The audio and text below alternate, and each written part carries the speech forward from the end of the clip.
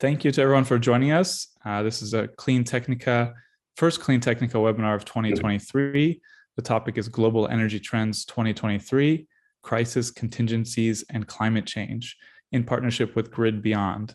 I'm Zach Shahan, CEO of Clean Technica, and I'm going to give you a quick intro of our panelists, my colleagues here on the panel, and then I'll ask them to give a little more of an intro on them and their background in this field. And then we'll launch into a very brief slideshow of the topic before we go to the panel discussion, and then open things up for webinar attendees to also ask questions and have discussion. So just to start off, I'm Zach Shahan. I've been CEO running Clean Technica for about 15 years. We were the solar energy industry, the energy storage industry, the EV industry were massively different 15 years ago.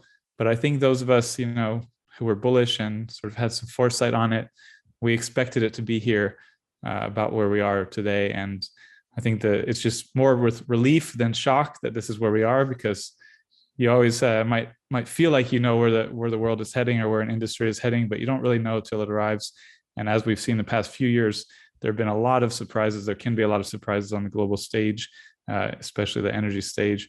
So I think 2023 actually presents a host of issues that are sort of expected and unexpected, uplifting and challenging, and that's sort of what we're going to be focused on here today. So just to start with, we have Joe Hayden, Vice President of Revenue at GridBeyond North America.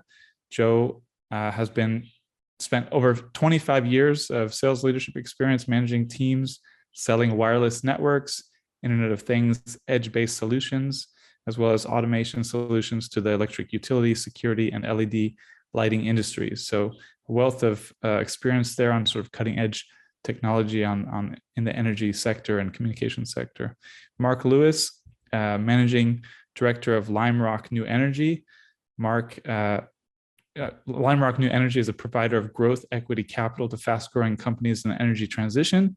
And Mark brings close to 20 years of experience in the energy transition as an investor and a business leader and entrepreneur. So, just a bit on the pre-webinar webinar that we had together. I think we've all spent a couple of decades in this field. So we sort of reminisced on how things have changed and how things have grown in these couple of decades. And it's just fun to be on a panel with people with that, that depth of experience in this field. And then our third panelist is Dino Damascus. He leads Grid Energy Market Strategy and Regulatory Team for North America. He's Vice President of Regulatory and Markets for North America. He's got over 30 years of energy market experience.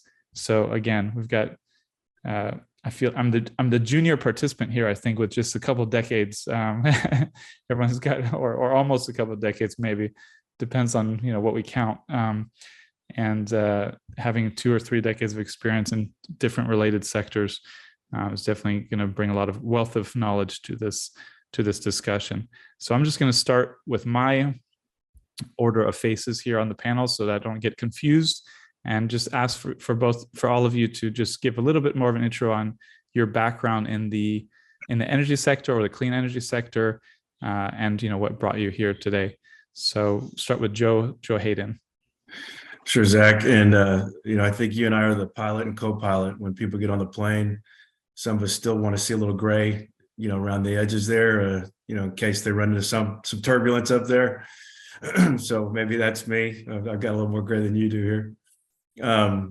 But I've been in the industry for about 6 years around demand response, having worked for another demand response provider running ERCOT for them for 5 years before coming over to GridBeyond about 8 months ago. And I think an overarching theme of our conversation here are two fronts. One is transformation that we're seeing occur with the grid, and what that is resulting in as far as something GridBeyond has understood for quite a while in the European market, the concept of power insecurity, the amount of interruptions that they deal with, the amount of challenges they have working and dealing with electricity grid management on an island.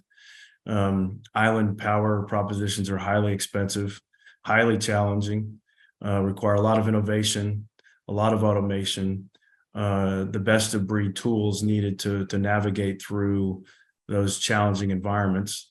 And that's what I saw with GridBeyond before coming over, which helps navigate, which is the other theme here today. How do we navigate through that transformation that's occurring? How do we address what's in front of us, prepare for it, and take advantage of it with the amount of opportunities that that are going to be provided for anyone who's willing and able to be flexible in working with the grid in these challenging conditions as transformation continues forward. Thanks a lot, Joe. Happy to have our lead pilot here. And go on to Dino Damascus, also from GridBeyond. Hey, thanks, Zach. So been in the business for about 30 years, spent some time in energy efficiency, distributed generation. Most recently, I've spent probably the last 10 or 12 years in the DR business. Worked pretty much all over the country, in New York, Massachusetts, New Jersey, ERCOT market, as well as California. Been with GridBeyond now for about 8 months. And I really think it's an interesting time for the energy industry today, with the climate issues that we're facing, as well as now the infrastructure issues, as well as you've got money being tossed at it and really huge amounts of dollars being allocated from the federal government. You've got new technology coming online. So it's a really interesting time to be in the energy business. Thank you, Dino. And yeah, definitely, I think so much of the discussion on these topics revolves around regulations, and so I'm sure we'll have a lot. We'll all be eager to hear from you more as this discussion goes on.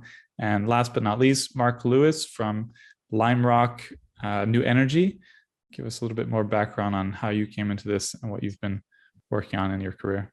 Great, Zach. Thanks. And thanks for having me on today. And it's great to be here with Joe and with Dino, and looking forward to the discussion. As you mentioned, I'm a managing director here at Lime Rock New Energy. We are growth equity providers to the energy transition, focused around products and services for renewable energy, for energy efficiency, for industry in the built environment, and for the decarbonization of transportation. And my interest in this area goes back, as you mentioned, close to 20 years. From my days at General Electric, I was with GE Power, when GE was really beginning its transformation towards a lower carbon portfolio of products and services.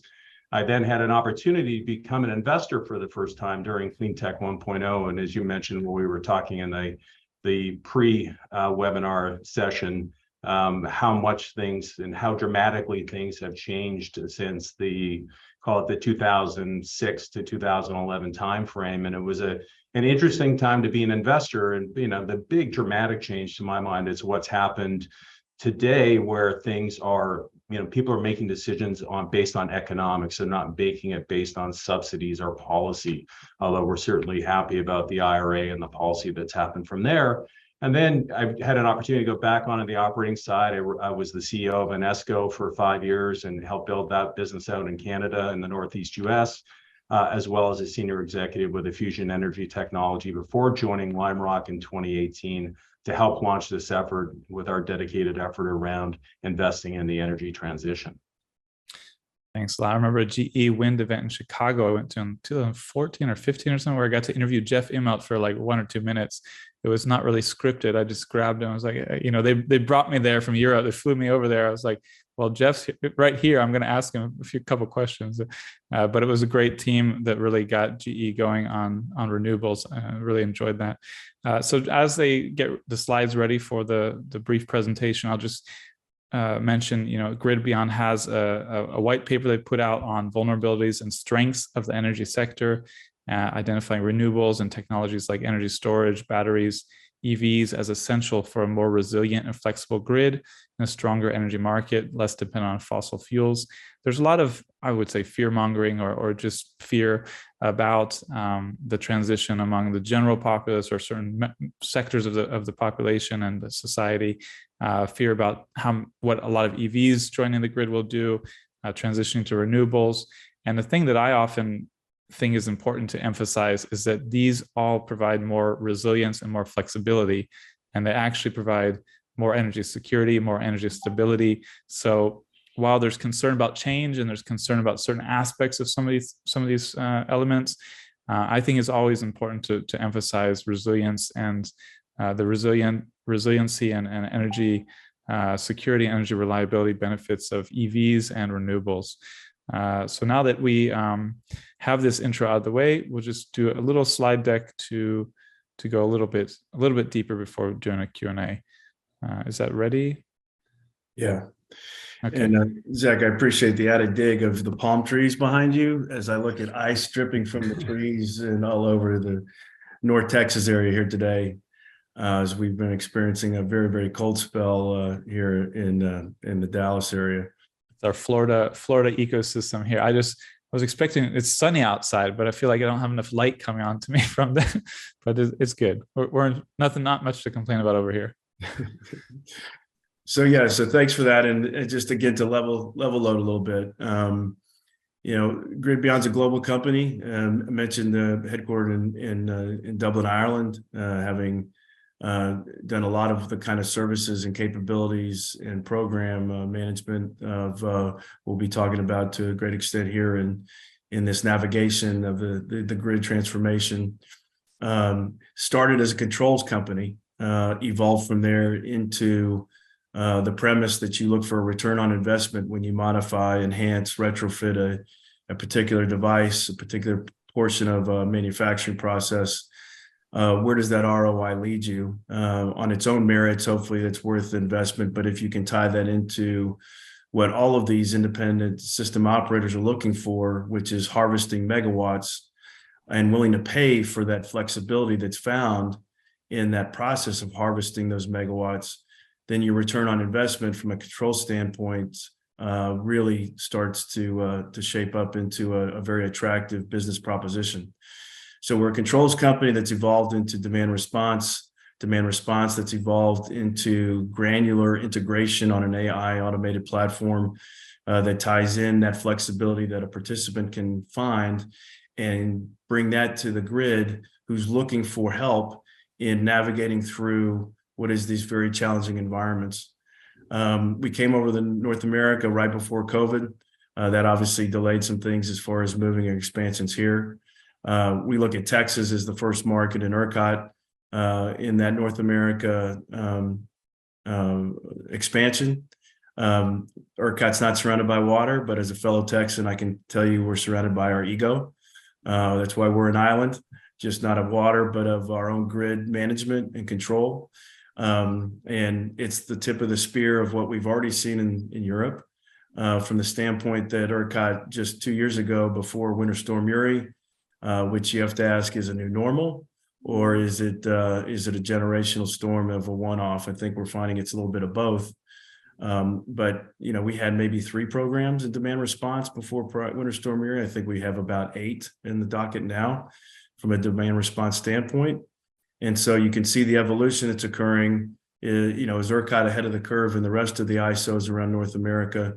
GridBeyond's expansion has also gone into Japan as well as Australia. So you can see the theme here around islands and the fact that these island premises and challenges require innovation at its highest level to operate efficiently with resiliency with a cost basis that's reasonable for all those who count on and rely on the power. So the aim today is, what is the impact of rising volatile energy prices? How can you secure your future? How can you control and own your future and not be susceptible to what I call an analogy of the grid being a room in a sinking ship. And depending on where you're located, the ceiling in that room has never moved. 3 years ago, before Winter Storm Uri, it's hard to say that ERCOT's ceiling ever moved. But as we add more wind and solar to the grid, those interruptions occur. That ceiling drops precariously, sometimes very quickly, creates huge amount of volatility. In the meantime, water's rising in the room. Water, of course, is the use of power across the grid. It's the demand that's created in the grid. And as water gets closer to the ceiling, what are the precarious volatility scenarios of which can play out? As many of you know who are experienced in this industry, the potential end result is something like Winter Storm Uri, where the water reaches the ceiling. We had a 9-minute FERC condition in NERCOT at the time that, with 3 minutes to spare, figured out how to clear and lower that water level, of which case we would have avoided what would have been a 3-month complete black swan event in which the whole grid would have been shut down during an Arctic blast, which would have been of catastrophic epic proportions. So we proceed forward in this grid transformation around the world. We're adding more wind and solar for the right reasons of our pursuit to net zero. However, that interruptibility can be very, very catastrophic in potentially where we're heading, which is requiring more and more users and participants in your usage of power to be available, to be flexible, and be paid for being more responsive when those conditions occur, and the grid's willing to pay for it. So, what does the future hold in this scenario? Well, even though there's volatility ahead, even though Mother Nature is dictating more and more about what and how we can operate in the use of power, the future for renewables is very bright. The incentives around using and providing and tying into those renewables is very bright. There's a growing need of flexibility and granularity between the user and the generator. And these ISOs are providing those incentives based on the quicker you're willing to respond, the more you're willing to respond, the more you're willing to get paid and incentivized for being that flexibility that they need, which of course means a very bright future for demand response. And these growing opportunities will continue. And so we think it's certainly very bright. As far as what we're being challenged with, as I mentioned, in Europe, they're used to having more interruptions than we are in the United States. And we've seen more power outages occur and growing. And the term that we're not too familiar with in North America is power insecurity. The opportunities, the times, the amount of frequency of which we see interruptions. And so, it's ahead of us as part of a byproduct of this transformation that's occurring as we, grow more and more reliant on wind and solar. We're going to need batteries and storage to make up the differences there. We're reducing the amount of certainly coal, which was being essentially retired because of not only gas's basic cost basis to produce electricity, but with fracking, it even increased the acceleration of retirements from an economic standpoint. It certainly has accelerated the retirements from a carbon standpoint. But power insecurity is part of this transformation. And how do we prepare for it and how do we plan for it is the key here, of which companies like ourselves help companies navigate through that transformation, that process. So, the key for a user of power in seeing the chance that resiliency and reliability are starting to wane is to be flexible and to identify where there's flexibility, where there's non-flexibility, where there's critical versus non-critical loads, because the ISO is willing to pay for the harvesting of that flexibility in ways that they've never done before. What steps do you want to take as far as controlling your destiny with site generation, with batteries and storage? How do you tie those into your ESG initiatives and reporting from a carbon impact standpoint, all of which are very strong drivers in the C-suite that are just growing every single day as we proceed forward. So that granularity and that interoperability, if you will, as that imperative continues to be driven as we adopt more interruptible wind and solar, is how does somebody help you navigate the opportunities around the economics, the opportunities around the carbon impacts, the opportunities around resiliency initiatives that you will take because of the chance that we could see that ceiling in that room drop all of a sudden. What does that result in as far as cost for power, exposure to power, exposure to disruptions? And if you're in the right place at the right time with the right preparation, the opportunities to arbitrage those scenarios that are growing more and more each day just really become an attractive proposition for companies who are willing and able to move forward and make those investments. And we're doing this from a standpoint of taking action as far as behind the meter in regard to these DERs and microgrids, as well as the front of the meter initiatives that are occurring.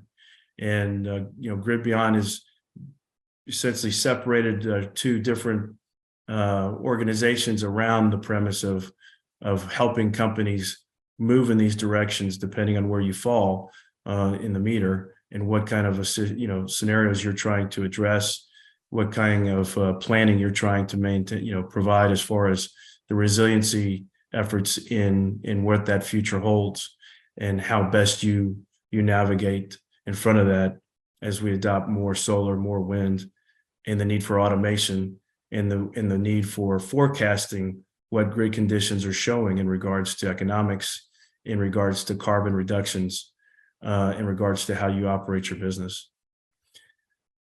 So, the virtual power plant around, where and how this would be executed, we blend as part of our navigation process, on-site PLC controls that tie into the ability for a company to be as automated as they want to be in identifying that flexibility and that non-critical loads to be available for the economic benefits that a grid will provide, but also maintain that you operate your business in a certain way that's not compromised, that's not challenged. You have the ability to override your ability to run your core business at any and every time. But the more flexibility you're able and willing to provide as an operation is rewards that come from, starting from a navigation standpoint of, what is simple demand response? Most likely you've operated, if you are doing demand response, you've operated in a very simplistic manual-based email, phone, or text call from your Queasy that says it's time to do something because the grid indicated there's a need there. But as this transformation occurs, as more and more challenges of that ceiling falling precariously quick, automation is going to be needed. An AI platform that's predicting what is going to happen when that ceiling falls ties into that interoperability and that granularity of where these economic and ESG reduction opportunities occur. That's what we do. That's what we've brought to the North America. That's what we've brought to our global expansion. And this is what we want to do in helping companies like yourself navigate through these transformational challenges that are ahead. Thanks a lot. I would normally leave questions for the end of the webinar, but there's a question just about basic terminology here. So Sudhir Tiwari asks, when Joe talks about flexibility, is that what we here in Ontario might know as dispatchability, as in dispatchable supply or dispatchable loads? Yeah, so in Ontario, of course, the key program there is called Global Adjustment. And Global Adjustment is a peak avoidance program.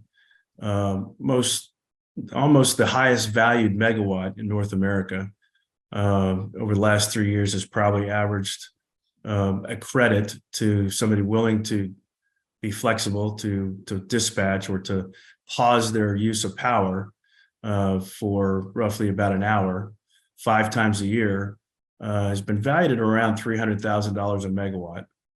And so in the analogy that I was referring to, that's the water rising in the room. In this case, it's the 5 highest use days during the course of a year that the EISO is willing to incentivize companies to come off the grid, ride out that hour of high use, and get a very immense credit for that flexibility. So it's simply a pause. Depending on the program, some pauses need to be done within a 10-minute call, some within a 30-minute call, some within 15 seconds of a call. The grid operators are willing to pay for faster flexibility with incentives that are consummate with that timing of response, consummate with the duration of response. But that flexibility is pausing your business, recognizing that you're going to get charged for your usage at that time, and then to continue your business after that passes, if that ends up being the peak hour of 5 of those hours during the course of a full year as it relates to Ontario's market. All right, thanks. So we're going to jump into some questions for each of you. I'll ask all of you to respond to these first ones. I'll start with Mark on the right of my screen, just to go in the other direction this time. So the first question is, what are the top global energy trends going into 2023? What about the US and Europe specifically in that regard? So Mark. Yeah, look, I think, the top one, both in the US and in Europe has to be energy security. If we watch the tragic situation that's happening in Ukraine right now, what's happened to Europe has actually gotten off quite easily in some regards this winter, and that the weather wasn't as extreme as was feared. Gas supplies have been higher, but there's no question that energy security, both in Europe and the US, should be top of mind for everyone. I live in Connecticut, where we're currently paying, I think it's about 34 cents a kilowatt hour for retail power. Like, that's just an unheard of number in this part of the country. It's Hawaii level prices.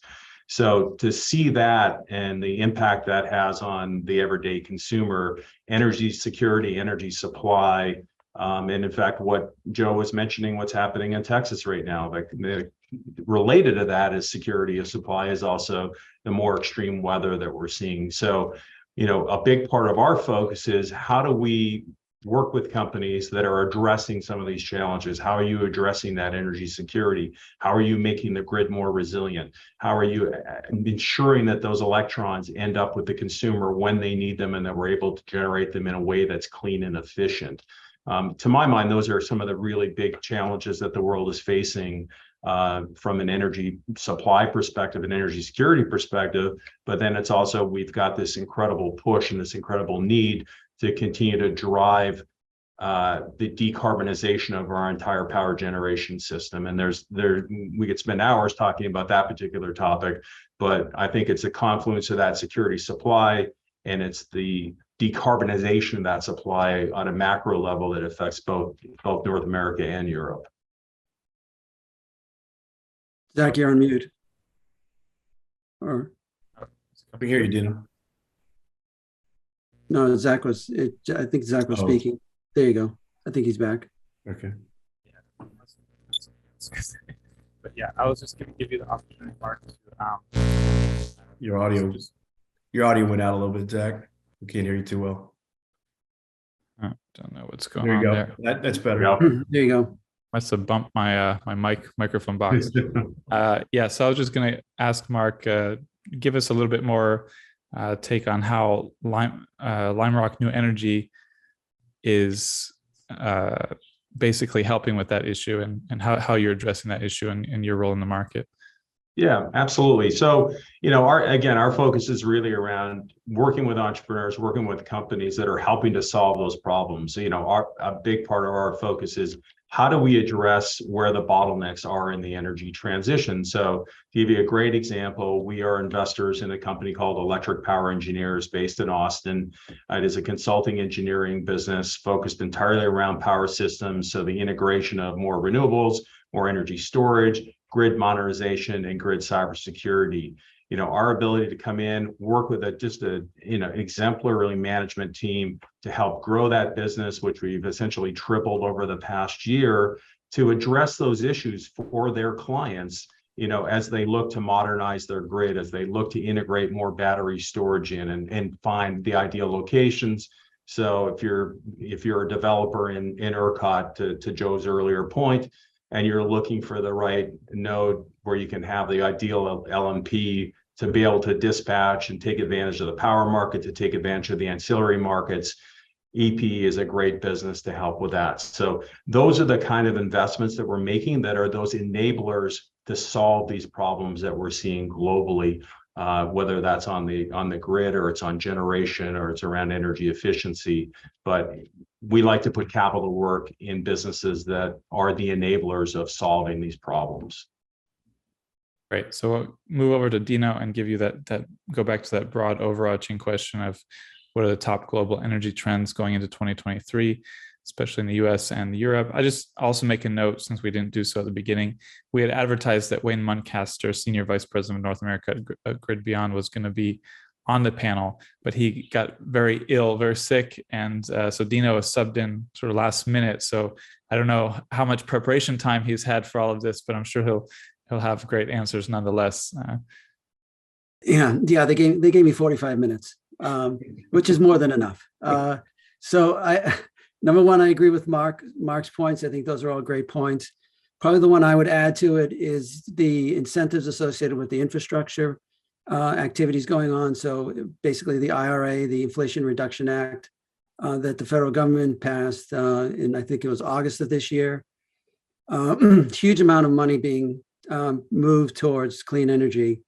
And the incentives, I think what's really interesting is, and it's going to be sort of transformational, is the fact that it's a 10-year sort of scope to this. So this is not a one and done in this year. This is really about 10 years of incentives being institutionalized, if you would, and put in place for not only wind and solar, but now other, what they call carbon neutral resources. There's about $400 billion being tossed at clean energy. Probably about 180 billion of that is directly at clean technology being implemented and instituted. I think you're going to see that idea, that consideration, or that kind of structure being put in place, not only in the United States. Canada is looking at something very similar, and I think the UK and the European nations will probably look at a very similar type of structure, just to keep up with the US. I think the big challenge, sort of the next challenge, if we were sitting here in 2024, the next challenge is probably going to be supply chain, because I think this is going to be an accelerator for the marketplace. That's a great, I like that perspective, that comment a lot. I think, it's very hard to pass significant legislation in DC and Washington. And, you would expect maybe Band-Aid kind of legislation sometimes, but this is really market shifting, market guiding stuff here. And it's reoriented the global discussion around it. So not just in the US, but globally, about the US role, the European role, China's role in these markets. And we've got actually a couple of podcasts coming up on Clean Tech Talk, where I get into this with some other great panelists, sort of just talking about how that's influenced Europe and others to respond. So moving over to Joe, again, just that overarching question: what are the major energy trends in going into 2023?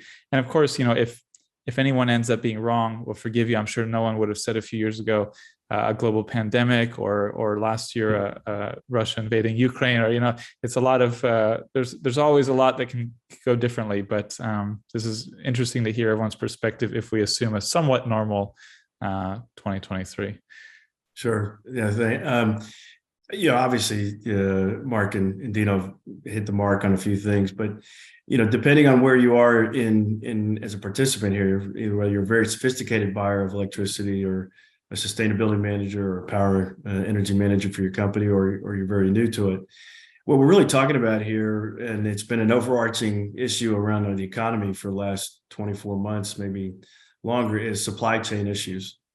And your company's operating with the challenges of addressing supply chain challenges in finding product, and finding resources to run your business.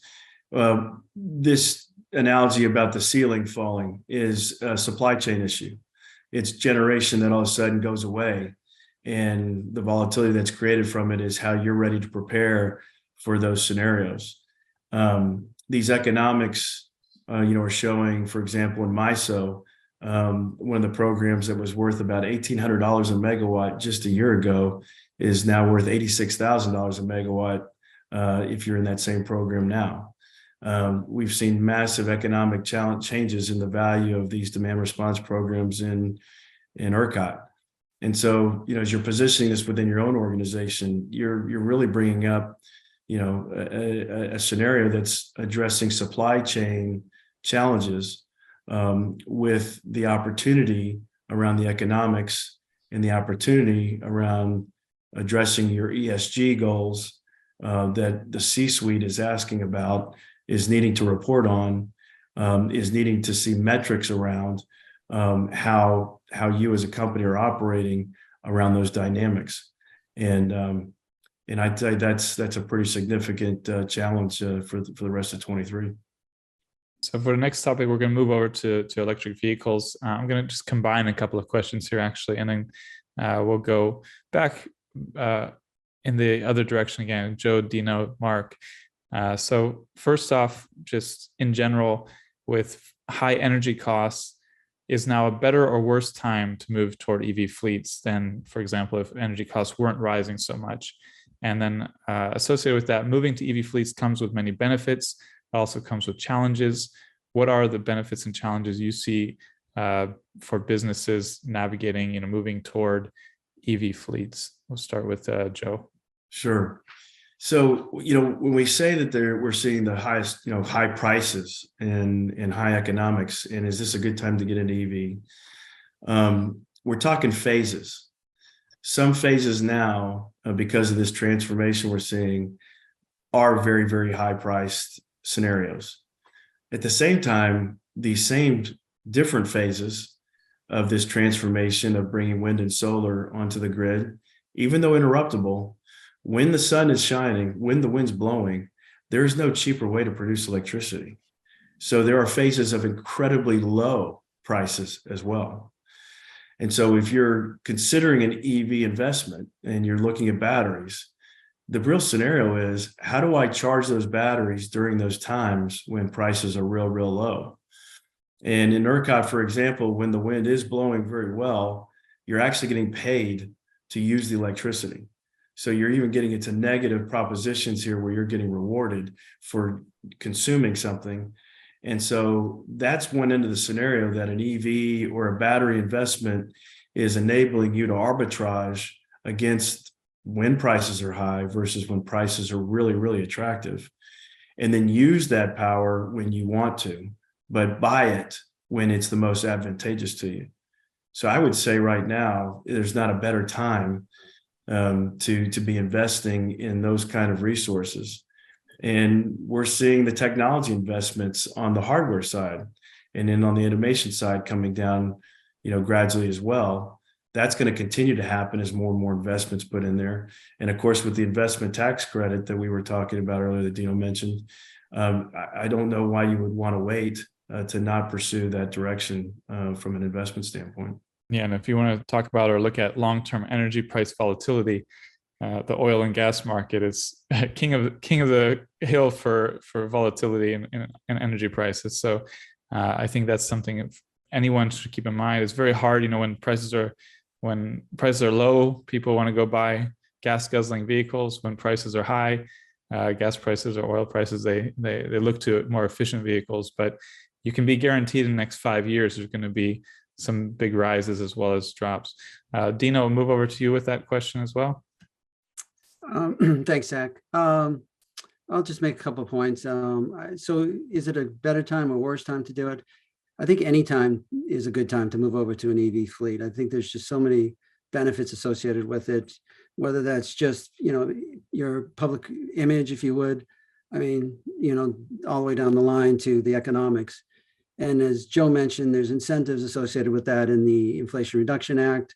There's not only associated with the specific to the EVs, whether you're a consumer or whether you're a business, but you also get the fleet incentives associated with the chargers. In addition to that, there's a number of states that have incentives associated with it. I know, for example, in Massachusetts, there are incentives associated with the chargers that allow them almost to be put in without cost to the end user. In terms of benefits and challenges, it's sort of a double-edged sword there, I would say, in the sense that you really want to look at this as an opportunity to make what I'll call a transformational change to your facility. So you should really obviously consider things like solar, putting in PV. If you don't have PV available, how can, as Joe mentioned, how can you access the low cost energy associated with wind at night, et cetera.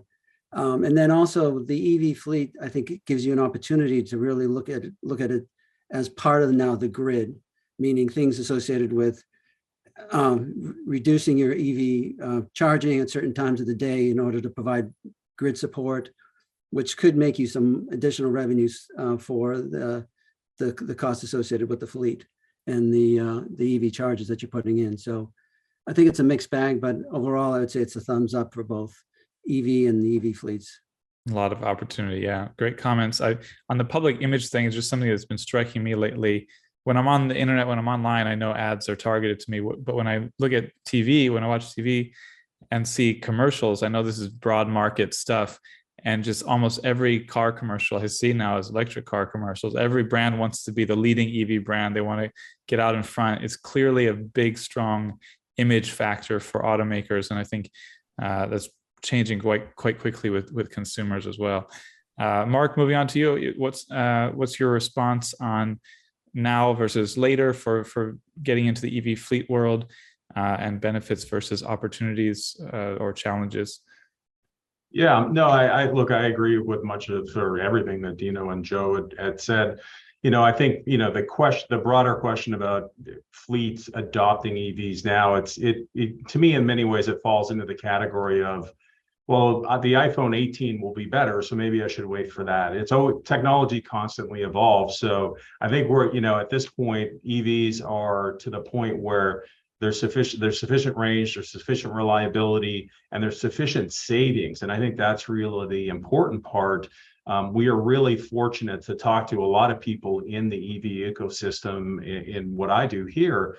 And what we hear consistently from end users is that those that have adopted it on a fleet basis really see genuine savings. And you can't make a generalized statement that it's good or bad for all fleet operators. It's very fleet dependent. We were, for example, an investor until about a year ago in a company called Qmerit, which has since been acquired by Schneider Electric. And a big part of their customer base are fleets that are owned by pharmaceutical companies, for example. So they want to provide, they may have 1,000-person sales force and they want to provide EVs to that sales force. You can't give an employee an EV and not give them a way to actually charge it at their home. So that was Qmerit's role in doing that. But their customers were seeing value, again, for the public perception, public benefit, but also from an operating cost perspective to be able to get those chargers into the homes of their employees so that they could charge it. If you move to the commercial side, what we're increasingly seeing in there is more and more fleets looking to slowly electrify because, frankly, there's just not enough vehicles on the market today when you start talking about class 4 through 8 to be able to do big numbers. But we're starting to see that happen. Companies like Orange EV that are doing port trucks, for example, and drayage trucks and very specialized applications. And then you have the challenge of the electrical infrastructure that goes along with that. So there's a bunch of different ways that this comes together. It really depends on facts and circumstances for the particular fleet operator. Yeah, well, we've got a VP of revenue here. We've got an investor here.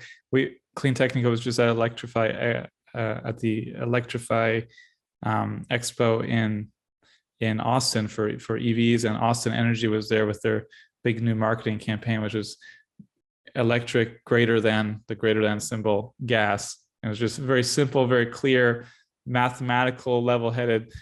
Electric is greater than gas. It was really, really good campaign there.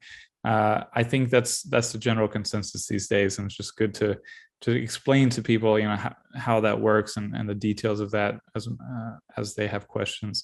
One more general question, then we'll move to the audience. We live in an era of smartphones, smart homes, smart appliances. How can this new level of machine intelligence and connectivity be tapped by businesses to cut emissions and save money? Associated with that, GridBeyond, you do energy trading stuff using AI. We had a question about that we'll come back to, but this is a new era of intelligence and connectivity. How does that feed into cutting emissions and saving money, of course, as well? Starting with, we'll start with Mark again. We're going back and forth like on Well, I think there's no question that we will see an increasing use of ML and AI in every aspect of what we do in life, not just in the energy world. You just have to look at what's happening, the explosion in the last couple of months with ChatGPT and the power of that particular tool. And, the challenge for me personally is, as we talk to different companies in the market, I rarely find one that doesn't claim they use ML or AI to some extent. And it's sorting through how much of that is real and it's genuine and what's just a basic algorithm. But leaving that aside, definite buzzwords nowadays. Absolutely. And I will tell you that the number of companies that are genuinely using AI tools to improve their products versus the number that claim to use it, those two numbers are not the same. But regardless, there's no question that is going to continue to expand. It's an incredibly powerful tool. It's going to help homeowners. It's going to help businesses save money to use energy more efficiently. And to me, that is a given. That is where the world is heading. It's on that path right now, and that curve is going to continue to increase exponentially. Dino? Yeah, so I would look at it as you got the connectivity, and it's really all about the information, right? So that you're passing through and being able to take that information and convert it into something that's actionable. That's one of the things that GridBeyond does with its platform. And it does it not only on what I'll call more of a manual basis, where you basically provide the information to the end user and let them make the decision. But I think the next level up, and what we try to encourage customers to do, is the automated portion of that. So not only are you receiving the information, you make it actionable, we actually take the action on behalf of the customer in the marketplace. And I think you're going to see more and more of that going forward, where basically you come up with a plan, you execute the plan and adjust accordingly to the market conditions, but it's done on a more seamless basis. And it's a very quick and rapid set of, either it's a trade, you either drop or increase load, you're bringing on a generator, you're adjusting your battery, et cetera. There's a lot of decisions to be made. The systems are getting more complicated, but the information's there. And really, I think going forward, it's really up to the end users to get the tools needed to make those decisions and make them quickly. And I'll let either you or Joe answer, but can you just list or clarify what industries or assets GridBeyond works with in that regard? Who are you working with? Yeah, I could tell you. So, we work in food and logistics, glass and metals, feed mills, water, wastewater, chemical plants, pulp and paper, arc furnaces. It's, the premise around, again, what these grid operators are looking for is that they're harvesting flexibility, and flexibility exists in every industry. If and in every industry, if you're finding or improving or modifying or retrofitting devices that are going from on off to variable, or some level of in between in regard to that increasing of flexibility, that's the potential for harvesting economic opportunity that the grid is willing to pay, because they need the help with the supply chain. This is going back to the same analogy. Good stuff. Crypto miners especially too, Zach. Crypto miners have shown an immense ability to be very, very flexible. Their number one cost basis is power. They want to be as clairvoyant and as connected to the changing costs of power as they possibly can. And so, scenarios around an AI platform is putting somebody like that into a scenario where they're identifying, what is the most economic advantageous demand response program available in the market? Is there an ability to take a full advantage of the peak avoidance programs called 4CP or 5CP or global adjustment in Ontario that we were referring to earlier, and getting that economic value? And then operating your business, is there a price point you want to establish or set that says, I don't want to operate my business when the price of electricity is past or going above this certain level. Because I can't make money when my cost of electricity is in that scenario. Mark mentioned 34 cents a kilowatt hour in Connecticut now. People who are looking at fixed price contracts and having them come to renewal are getting a huge shock in what that price point is and what they have to do to address that cost basis. And one trend I didn't touch on earlier that we're seeing is many customers who never thought or would have considered moving from fixed price contracts are going to index price contracts. So they're taking more risks, around that scenario that, in general, we're seeing price of electricity going higher and higher, but yet there are phases when costs and prices of electricity are extremely low for the reasons we talked about. So we're seeing shifts around those things, but these platforms are allowing to tie those kind of scenarios together in what can be an incredibly advantageous economic opportunity for users. So on the topic of collecting information and making it usable, there's a lot of there's growing demand and need for carbon reporting. There's companies that are setting zero emissions targets. Either you or Dino can answer. How are you guys able to work with companies to help them with their carbon reporting or with their journey to net zero? Yeah, I'm going to let you carry that one. Thanks, Dino. Yeah. So, in the tracking of where and how we can help customers report on those metrics. We're monitoring about 80 different data points when it comes to what the grid conditions are showing, not only just certainly on an economic standpoint, when you can anticipate high prices occurring sometime tomorrow afternoon, if you will, and what actions to take regarding your position on a demand response submittal, or if you're going to go after real-time price avoidance and possibly put yourself into a block and index position with your supplier. But we also monitor what are the carbon contribution levels within the grid. When is it most carbon friendly to buy power, under a PPA, and when to dispatch that use of power from those scenarios. So we do have the ability to track and be able to report on what those impacts for carbon are, and what that helps in a customer being able to report and move forward in their net zero initiatives, and how they can report that into their organization. Good stuff. And I'll just move to Mark too for a moment to get a little more granular. So Lime Rock New Energy, you're identifying, obviously growth opportunities in the climate world and in reducing CO2 emissions and clean tech. What do you see as key growth areas in the new energy economy? And then what's your approach for working with portfolio companies that are, in those growth areas or elsewhere? Sure. So, as I mentioned earlier, a lot of what we focus on is being focused around what are the bottlenecks around the energy transition. And that's really our, if you had an overriding way to think about what we do here, it's identifying those bottlenecks and how do we bring capital to great entrepreneurs to help them solve those problems. So the areas that we are very focused on today are certainly areas such as grid modernization. We hear every day we're building gigawatts and gigawatts of renewable energy, which is great, but it's better, but there's still less thought being given to how do we actually get those electrons to market.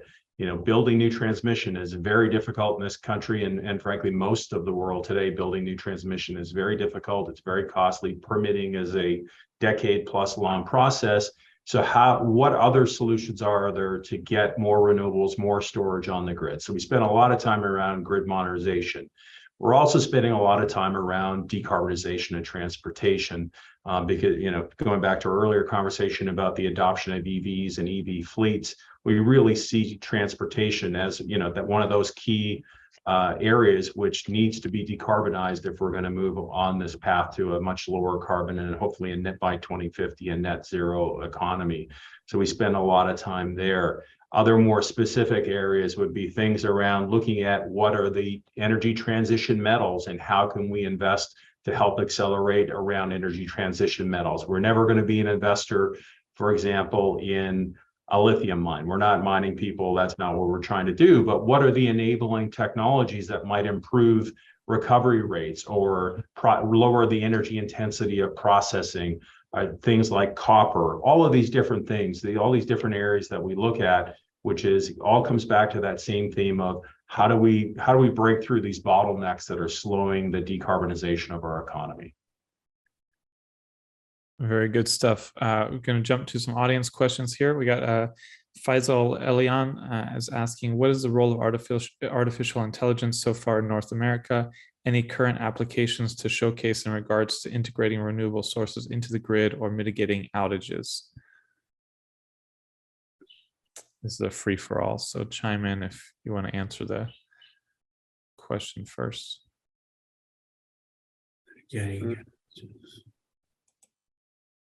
Role of artificial. So GridBeyond has a large fleet, for example, of batteries in the UK and Ireland. We're moving that if you would, that technology, the controls technology here into the US and applying it to the markets.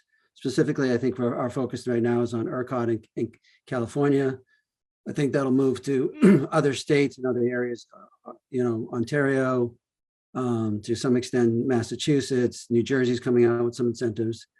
So in terms of the AI, it's really just about making sure that you have good information coming in and being able to do machine learning associated with the various options. So, you need to be looking at, is it better to do arbitrage today and demand limiting if you're behind the meter, or if you're in front of the meter? What ancillary services are available? Can you do reg up? Can you do reg down? Can you do energy? Is some type of reserve product available? In Texas, there's a whole host of reserve products available, from fast frequency to responsive reserve, associated with like a UFR type of situation, versus non-spin. So I think are those questions that GridBeyond is sort of looking at in real time, like ongoing basis with a client, or is that something you look at initially, set things up for them? Just trying to understand how that works. So initially you're looking at what's your first pass at the scenario for control, and then beyond that, you're really continuously monitoring those options available to you. So the expectation would be is to continuously move the resource from one program to the other, depending on what's most advantageous for that particular marketplace.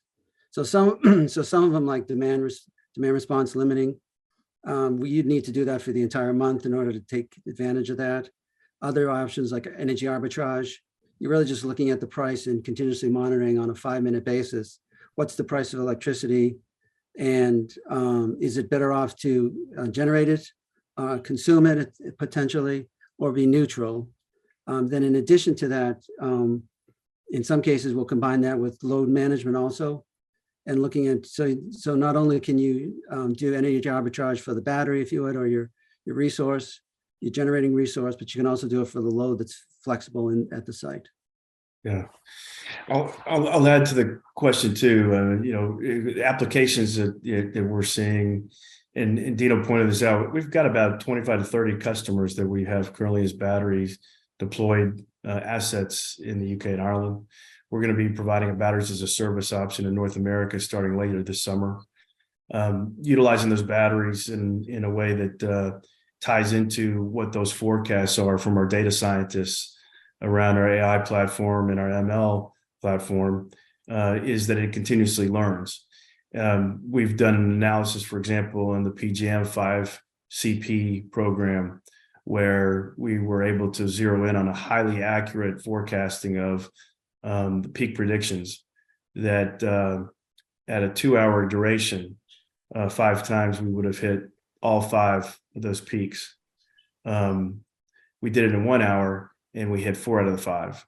So their accuracy around these data points and data collection, as we learn more and more of the conditions and dynamics of each grid market, provide that kind of accuracy where, being responsive, being quick, and understanding when these phases, intervals are providing economic value of advantage is where the application around our AI platform is really bearing a lot of fruit.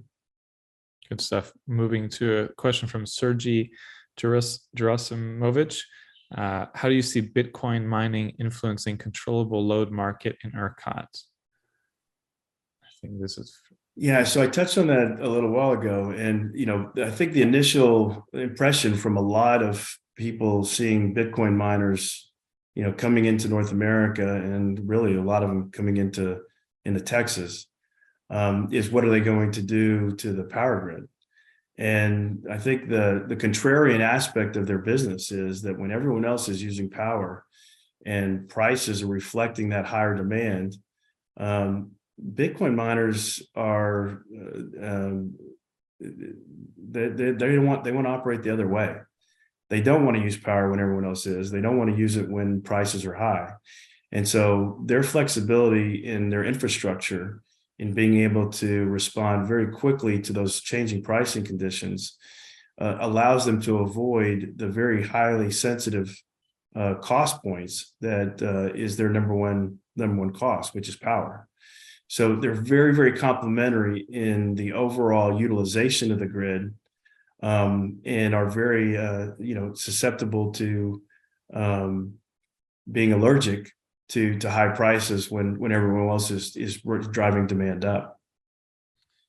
Yeah, one thing I might add a little bit to that. I agree with Joe, and I think the one thing in that equation that needs to be watched carefully, though, is curtailing that demand at times of the Bitcoin mining demand at times of high demand is great. You also have to think about what are the local congestion issues that you have to deal with, going back to my point about grid modernization, because that may be fine at a particular point for that Bitcoin miner to curtail. The question then becomes, can they actually dispatch those renewables to another part of the grid, because you may have congestion at that particular node and so forth. You have to look at this on a system basis. It's not just whether the demand from that Bitcoin miner can be curtailed or not. I think, to me, that's a much larger question about how well Bitcoin mining will ultimately integrate into the ERCOT market, because economically it makes sense for the exact reason that Joe stated. But there's a bigger system question that I think is, to my mind at least, is still somewhat unresolved. And we'll go back to Mark for this sort of a long-term visionary type of question, looking at the whole system, and then Joe or Dino can chime in afterward as well. The question is from Martin Winkhausen. Will price volatility persist when solar PV panels and wind turbines are redundant and long-distance HVDC lines can always provide energy to locations that have more demand than generation? So what's the sort of long-term vision you see with these things growing? Well, the first thing I would say is I very much appreciate Martin's optimism. I look forward to that utopian scenario where we have unlimited power. We've often heard how renewable energy will be so cheap we won't bother metering it. I personally don't believe that time will ever come, even with advances like fusion energy, for example, because you still have significant capital costs. I think we'll probably have less volatility over time as the system becomes more robust. But what certainly, human behavior and history has taught us is that to the extent that something becomes inexpensive but usable, we'll just use more of it. There's plenty of social studies that have shown exactly that effect. If water's free, people waste it. So I expect there will continue to be strong pricing for power for as far as I can see. Will it be less volatile? I hope so. And I hope renewables are a big part of that. And the other piece of that puzzle, for that to become less volatile, you're going to need a lot more storage than we have today, because it's not just the generation piece, it's all the dispatchability of it. Yeah, and I think on the point of redundancy, there've been studies for years about how best to reach 100% renewable energy grid or 95%. And some studies have just come out and shown that overbuilding solar and wind is the cheapest option. When you just overbuild a lot of solar and wind, although you're building a lot of generation capacity, you won't need much of the time. It's better to have that redundancy. And of course, there's always going to be the storage component complementary as well. And then the transmission, the more you can extend over generation to other areas, the less you need the storage as well. But all of that together, again, this long-term visionary question for Joe or Dino as well, from your perspective. Yeah, the only thing I would say is, it's, and Mark alluded to this, it's a moving target, I feel, right? So you've got load coming on, additional load coming on, and as prices potentially fall, you're going to encourage more people to go to EVs and EV fleets. So the load's increasing. And then obviously the wild card of climate change and what's really going to happen. Your once in a lifetime, once in 100-year storms now are becoming much more happening on a regular basis. And that's going to increase price volatility also. So I think theoretically, you could probably lay out a scenario that gets you to that point. But I think in reality, we're always going to be chasing it to some extent. Interesting comment. Yeah. So I just have one more, I'm trying to, understand GridBeyond a little bit further, a little bit deeper. And a final question here I have is what makes GridBeyond different from other aggregators out there? So what is different in how you are dealing with that? So, yeah, as I mentioned, I came over because I was with an organization that really for the last 10, 15 years has operated under a scenario where they registered companies into demand response. They had the bat phone tied into the ISO, and they would get the email, the phone, or the text message dispatched to a customer to say, take some action. And that action would occur at a meter level. So it would be an all or nothing site-based curtailment or shutdown. That worked great when I referred to my analogy earlier. The ceiling in the room of the sinking ship never used to move. Power insecurity was not a lingering concern. Nobody ever questioned whether the lights would come on in North America. That insecurity is growing. That insecurity is changing because the long-term, very nice, rosy view of adding more wind and solar generation to the grid, while clean and while abundant, when it is in phased availability, is extremely cheap, is not guaranteed or assured to not get interrupted, to not get disrupted. And we've added so much, so fast, so quickly in certain areas that the volatility curve, that insecurity curve, will continue to grow. What does that mean for an operator? How do they prepare for those more challenging grid conditions that can get interrupted, that do have more volatility scenarios? It may not be a true event, but it will be a high-priced event. How can we avoid those peaks? GridBeyond puts in a hardware platform on site with our software forecasting AI platform on the grid's conditions, learning more and more of those unique characteristics, and granularly tying that interoperability of flexibility by the user to the grid's need for that flexibility in delivering resiliency. And whether that's microgrids or DERs, maybe it's a combination of an aggregation of a customer that has taken a decision to go with batteries that may have a backup generator and may have load.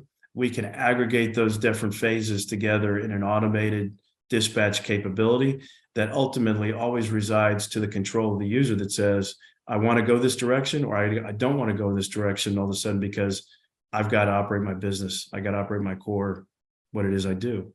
So that's where I think GridBeyond's unique. We've seen this and are playing this out in Europe because it's been the tip of the spear. Quick anecdote: last summer, the wind stopped blowing in the Atlantic. Prices skyrocketed in the UK and Ireland as a result of it because the wind stopped blowing. Those are the kind of issues we're dealing with and needing to be aware of on the horizon. And we think we can help companies navigate through that very, very well and effectively. Thank you to all of you.